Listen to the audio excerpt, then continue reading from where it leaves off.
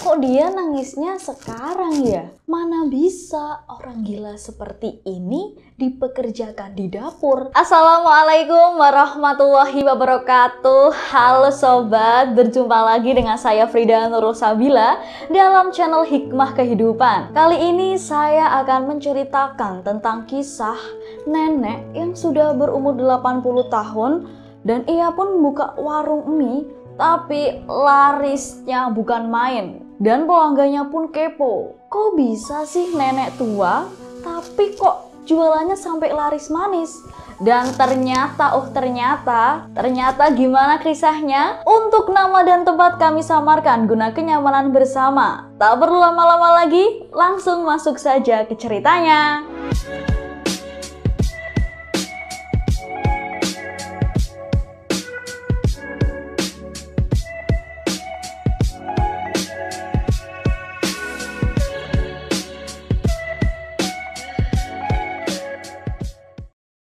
Seperti yang saya ceritakan tadi, ada seorang nenek yang berumur 80 tahun. Ia jualan mie dan laris manis. Dan tahukah kalian, untuk membeli mie ini pun penuh perjuangan. Karena nenek ini jualan mie perharinya itu hanya 100 mangkok dan tidak lebih. Dan pelanggannya pun kayak nampak kecewa. Dia pun mengatakan percuma sekali kita beli di sini tapi mengesalkan. Tapi dalam setiap harinya warung ini tetap antriannya banyak sekali. Sampai nenek ini pun seneng karena banyak yang ketagihan dengan rasa mie yang nenek jual ini. Dan pada suatu hari ada pelanggan yang datang dan tiba-tiba ia itu penasaran kenapa kok bisa rame, dan dia pun menyelinap ke dapur untuk mengetahui bagaimana sih resepnya, kok bisa nenek umur segini bisa rame warungnya. Nah, tiba-tiba pelanggan ini pun ketahuan sama nenek ini, dan nenek ini pun mengatakan, "Kamu ngapain kesini? Kamu nggak lihat ada tulisan dilarang masuk ke dapur?" Lalu pelanggan ini pun kembali menjawab, "Saya cuma ingin nambah 1 mangkok lagi, Nek." "Emangnya kenapa? Kok saya nggak boleh masuk ke dapur ini? Itu kenapa? Ada rahasia apa?" Lalu nenek ini pun kembali menjawab, "Loh, mana ada pelanggan mana yang bisa masuk ke dapur? Nanti jangan-jangan kamu mau mencuri resep saya." Nenek itu pun mengatakan seperti itu. Semakin nenek ini mencegah untuk pelanggannya masuk, justru pelanggannya ini semakin penasaran.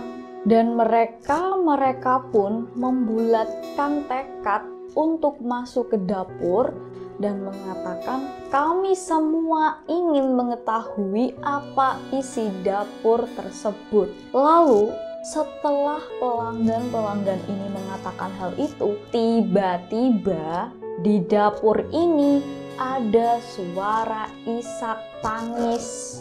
Lalu nenek ini pun bergumam, "Kok dia nangisnya sekarang ya?" Dengan kejadian seperti ini, nenek ini pun enggan untuk membukakan pintu. Tapi ternyata salah satu pelanggan ada yang melihat seorang wanita sedang membuat adonan mie sambil nangis dan menyanyikan lagu yang mereka tidak mengerti. Tiba-tiba ada seorang pelanggan yang berkomentar, "Mana bisa orang gila seperti ini dipekerjakan di dapur?" Lalu nenek ini pun menjawab, "Dia ini berasal dari satu desa yang sama denganku. Tahun lalu suaminya meninggal dan dia terpukul karenanya. Tapi mie buatan dia ini enak, karena itulah saya membuka warung mie ini. Semua mie yang dijual ini ia buat dengan pengawasan saya, jadi aman. Dan 100 mangkok mie ini dibuat sebelum dia menangis. Dan resep mie ini pun adalah resep dari suaminya. Maka ketika wanita ini membuat mie, ia teringat suaminya dan langsung menangis. Dan untuk itu saya hanya membatasi ia membuat 100 mangkok saja per harinya." Nenek itu pun menambahkan jawaban itu. Dan ada mie yang terkena air mata pun Saya tidak menjualnya, saya buang ke tempat sampah itu. Lihatlah kalian, itu kan? Kalian lihat kan tempat sampah itu banyak mie yang berserakan? Itu adalah mie yang terkena air mata wanita ini. Apakah kalian tahu bahwa wanita ini hidupnya kekurangan dan ia pun harus membesarkan anaknya, dan ia pun memohon kepada saya agar membuka warung mie ini, dan saya pun setuju. Itulah yang dikatakan nenek tersebut. Lalu neneknya pun menanyakan kepada pelanggannya, apakah warung ini mau dibuka lagi atau enggak, itu terserah kalian. Dan pelanggan-pelanggan ini pun berkata bahwa mie hari ini tidak ingin kami makan, tapi untuk selanjutnya kami ingin warung ini tetap buka. Dan sampai sekarang pun warung itu tetap dibuka. Tapi setelah anak wanita itu sudah tumbuh besar, nenek ini menutup warung tersebut. Begitulah kisah ini, semoga bisa menjadi pelajaran untuk kita semua dan bermanfaat. Tetap dukung channel kami dengan cara like, comment, dan subscribe. Terima kasih. Wassalamualaikum warahmatullahi wabarakatuh.